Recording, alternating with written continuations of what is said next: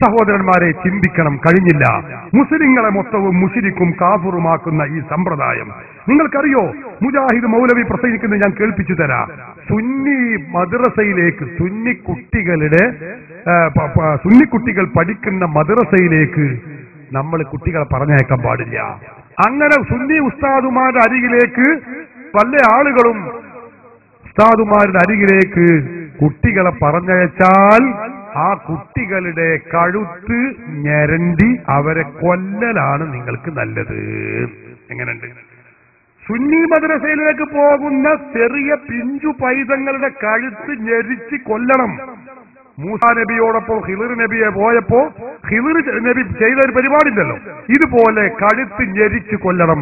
അതാണ് നിങ്ങൾ സമൂഹത്തോട് ചെയ്യുന്ന ഏറ്റവും വലിയ സേവനം. അതായിരിക്കും. കേട്ടോളൂ, ഞാൻ പറയുന്നില്ല, അയാൾ തന്നെ പറയട്ടെ.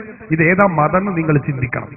വെച്ചുകൊടുക്ക്. ഒരു മുസ്ലിയാര് ഞാൻ പറഞ്ഞു, അയാൾ പഠിപ്പിക്കുന്ന മദ്രസയിലെ കുട്ടികളെ കഴുത്ത് ഞെരിച്ച് കൊന്നുകളയുക അയാൾ പഠിപ്പിക്കുന്നതിനേക്കാൾ നല്ലത് അതാണ്.